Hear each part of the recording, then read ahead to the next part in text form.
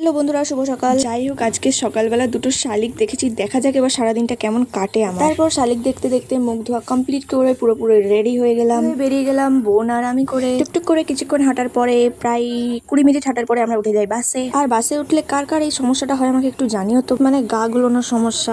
আমার আবার ওসব কিছু হয় না। যাই হোক, তারপরে আমরা পৌঁছে যাই হাওড়া। তারপরে টুকটুক করে হাঁটতে হাঁটতে স্টেশনের ভেতরে ঢুকে যাই। আচ্ছা, এখনো পর্যন্ত কে কে হাওড়ার ব্রিজ দেখুন একটু কমেন্ট করো তো। তারপরে কাউন্টারে টিকিট কেটে টুকটুক করে আমরা আমাদের গন্তব্যের দিকে যেতে লাগি, মানে 13 নম্বর প্ল্যাটফর্ম। আমাদের ট্রেন ছিল 8টায়, আর আমরা যখন টিকিট কাটি তখন বাজে 7:55, আর যখন ট্রেনে উঠি তখন বাজে 7:59। আর 2 মিনিট লেট হলে ট্রেনটা পেতাম না। তো যাই হোক, কিছুক্ষণ যাওয়ার পরে আমাদের পেয়ে গেছিল খুবই খিদে, তাই জন্য বোন আমি নিয়েছিলাম একটা করে ঘুগনি, একটা করে চিপস। আরে কোথায় যাচ্ছি সেটাই তো তোমাদের বলা হয়নি। আসলে স্কুলে হচ্ছে এইচএস এর ফর্ম ফিল আপ, ওই জন্য আমাকে আবার একবার গ্রামে আসতে হয়েছে ফর্ম ফিল আপ করার জন্য। 2-1 দিনের মধ্যে আমাকে আবার কলকাতায় ফিরতে হবে। আসলে গাইস, এই ভিডিওটা আজ থেকে 2 দিন আগের। আসলে আমি গ্রামে ফিরেছি রবিবার এবং ভিডিওটা পোস্ট হবে মঙ্গলবার। মাঝখানে 2 দিন দেরি হওয়ার কারণ হলো আমার ফোনে বেশি চার্জ ছিল না, যার কারণে আমি ভয়েস দিতে পারিনি, এডিট করতে পারিনি। তো যাই হোক, বাদ দাও। তারপরে আমরা হাঁটি হাঁটি পাপা করতে করতে চলে আসি আমাদের বাস স্ট্যান্ডে। তারপরে বাসে করে চলে আসি আমরা আমাদের গন্তব্যে। আর আমার অবস্থা গেছিল খুবই খারাপ, আশা করি দেখে বুঝতে পারছো। আর তারপরে বসে পড়ি টোটোতে। তো যাই হোক, মাঝখানে প্রায় 7 ঘন্টা কেটে গেছে।